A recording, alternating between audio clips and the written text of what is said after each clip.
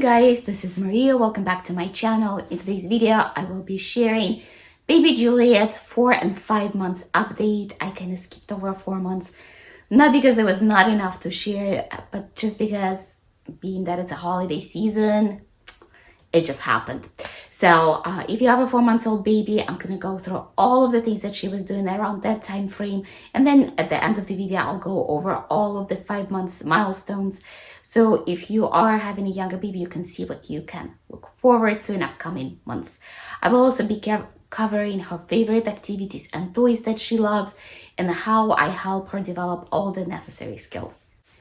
If you're new to my channel, I am a mom of 3 and I focus here a lot on Montessori-inspired parenting. My older 2 kids are 4 and 6.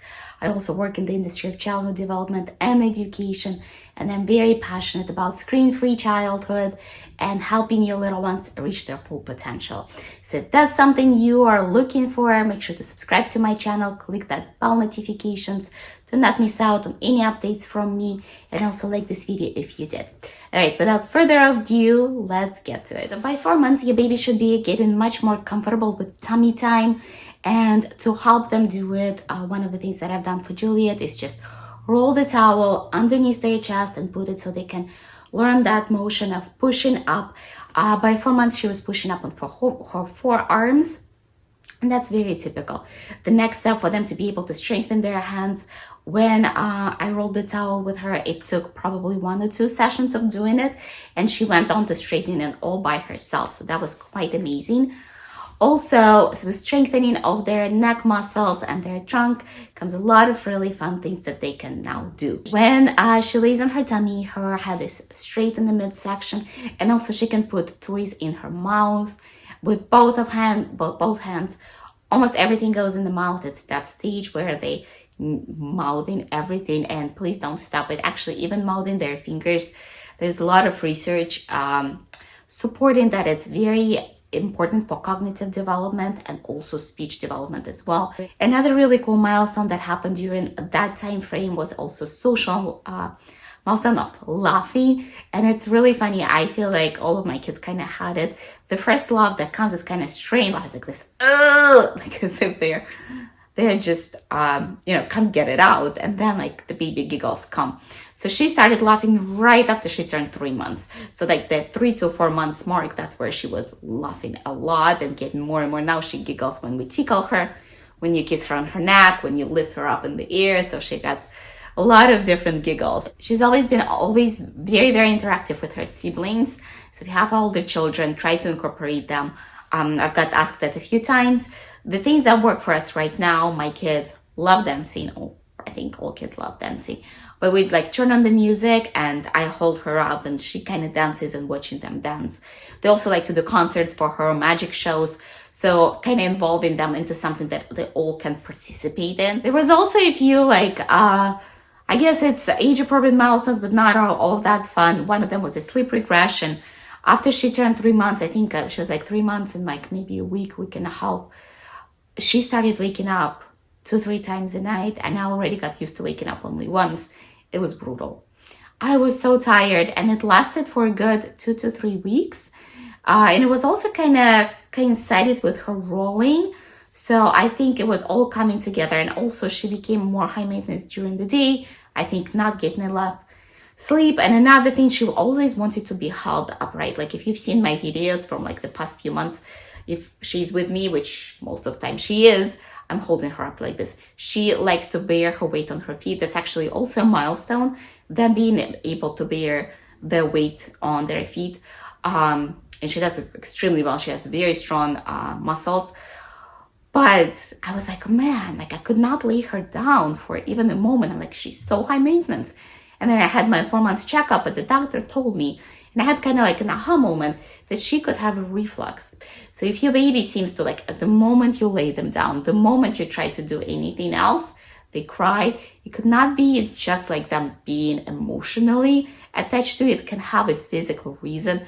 She said that a lot of babies who have reflux, it actually picks up at 4 months because they're starting to be more active. They're trying to roll, they're trying to do other things, and their tummies get contracted more, and then it comes up. So being actually flat on their backs is quite uncomfortable for them. So that kind of put a different perspective on it. And I was like, okay, we use carrier a lot. Like if she's in those, moments where she just does not want to lay down, I just put her in a carrier and I continue doing my, home stuff. We use Ergo Baby 4 positions carrier. When you choose the carrier, choose it wisely, because a lot of them aren't made for little infant hips and can cause some serious issues in the future. So do your research. Again, we use Ergo Baby 4 positions, and it's one of the best on the market right now. Moving on from to the age group of 4 to 5 months, there was kind of like building up on the skills that she was working in the previous months. Now she started rolling from her back to her tummy. It was a process, and I helped and I worked with her. So the way I would help her work on that skill is cross her leg over her trunk and let her flip her upper body herself. A lot of the times I actually even still do it, because she does it from one side, but she doesn't do it as well on the other side. So I roll out yoga mat, a very cushy, thick one, and then we just do a roll from one side where she pulls her trunk and then she lowers herself and she flips back on her back, and then we do it all the way back. So I try to do 2-3 times back and forth several times. So that helps her build those muscles and learn how to rotate her trunk. Giving your baby the most amount of time on the tummy is very important. She is much more comfortable now. She can fully strengthen her arms, and she's also starting to reach for the toys, whether she's laying on the side. Another great way, if your baby is not fully rolling yet, try to position them on their side and put the toy so they have to grasp. It also is weird. I don't know. I'm going to ask actually my pediatrician about that. It seems like she has a dominant hand. She does everything with her right hand. And I don't remember if my other babies did. Like typically kids use their hands interchangeably. She still uses her left hand to reach and grasp for things, but she seems to be doing more with her right. Like even like the roll that she's doing now, she's rolling over her left side because her right arm reaches. So it seems to be her stronger arm. She does this raking motion, reaching out for the toys as she lays on her side. Sometimes she lays kind of partially, like she lays on her tummy, but her upper side is still at this angle, and she reaches for the toys and she plays with them. Babies also at this stage start getting her more core support, and now she fully pushes up her legs into her tummy and holds on to her toes. My first daughter, I think starting this, like she was extremely flexible. She was sucking on her toes. And I thought it was normal because, she was my first baby. And then Justin never did it and Juliet is not doing it. I'm like, I guess not every baby does it, but some babies could put their toes in their mouth at this point as well. As I said, she's very comfortable being on her tummy now. And we spend like probably about 40% of her playtime she spends on her tummy. She is starting to push, like, it's not crawling yet, but she pushes herself backwards and sideways. Like she's going to scoot from the position. Actually, even newborn babies, if you put them on the tummy, they will start hustling and moving around and not able to move themselves a little bit. So giving your child as much floor time and tummy time is one of the best things you can do. Moving on to her favorite toys and activities that I've been doing with her. One of them I already mentioned, it's, rolling and helping her roll. Rolling is a very important skill because it's like a prerequisite. They first rolled, and once they get rolling, their trunk is fully, not developed, but the muscles get stronger. They can start then getting on their knees, rocking and crawling. So it's part of that progression. So making sure your child rolls is like the number one priority at that point. Also giving her plenty of time laying on her back so she can work out her core muscles, because core muscles are prerequisite for them to be able to sit up independently. We also do, I put the basket full of toys, and I actually had a flashback that I did the same with my son, and I remember my back and my arms were killing me, is that I would hold him up and let him pull the toys, grabbing the toys from the basket and then drop them. She loves it and has the best time with it. Another thing that I mentioned also, including siblings, like dancing, music, singing to your baby. She loves nursery rhymes. Like when we play them and I mouth them to her, I can see her lips move. She doesn't mimic them fully, but she is working on that. And the more the baby hears, the more they will be able to vocalize in upcoming months. Now on to her favorite toys. So we have a Love Every Play Gem, and that thing is Lifesaver. I love it because I can change the toys that are hanging around her. The mat is really thick. It's really easy to wash it. And I mean, it comes with everything. I also have Love Avery play kits. Not all of her favorite toys are from Love Avery, but a lot of them are. So I would say it's well worth the investment. And if you're looking like for gift ideas, get that for a mom in your life. It's going to be a great gift if you want to do a subscription. I'm also affiliated with them, and I'm going to leave the link below if you're interested to check them out. Again, great quality toys, great quality materials. And the things that Juliet loves the most is playing with the mirror. We do lots of mirror play. I plop the mirror in front of her. That's actually a part of Montessori approach as well, giving your child as much time on the floor in front of the mirror so they can see themselves. Babies love looking at themselves, and it kind of encourages them doing the tummy time. So if your baby is resistant to tummy time, incorporating fun toys and the mirror is a great way to encourage them. She also loves soft blocks. Mine are from the brand Infantino, and I bought them, I think, when Scarlett was little. And then I also have a larger soft block. It has like a ball that you can pull out, a mirror, multiple toys on all sides, crinkly thing, and she loves that thing. Another thing that babies develop at that stage is object permanence and understanding that if something is out of sight doesn't mean it doesn't exist anymore. So it has like a little pocket to hide the star. She also can pull the star out. So I love it. It works on so many great skills, and she like loves that thing.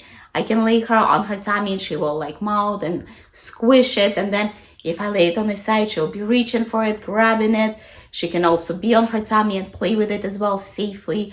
So it's a great like small activity cube, like a soft activity cube for her, and she absolutely loves it. Probably one of her favorites. I also have a book from Love Avery, and that has been amazing. Like, it's been on the top of my list for a while. She likes the pages where they have the strings that she can put in her mouth, and the pages with the crinkly flaps that she can open.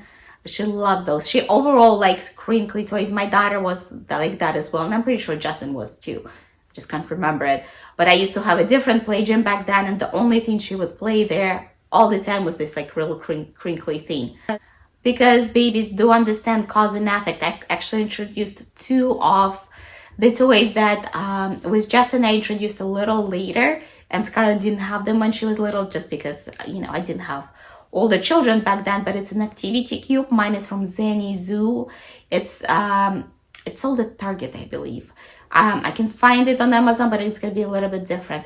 But there is a side there where you can put the real little circles to the top, and then if you spin it, they come down. And I showed it to her a few times, and now she loves doing it. So she understands that if she takes her chubby little arm and, you know, hits the circle, it's gonna come all the way down. And now I pull it up for her, and she does that.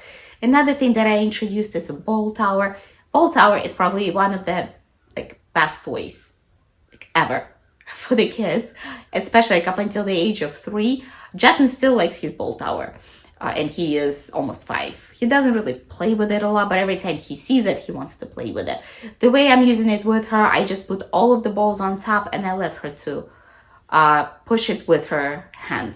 That's just plain hand-eye coordination, and she really gets excited about it. By the way, I've also done all the updates for my son, and like his 6 months update is one of my top videos. I will link it for you guys to check it out. It's kind of interesting to see where the kids are.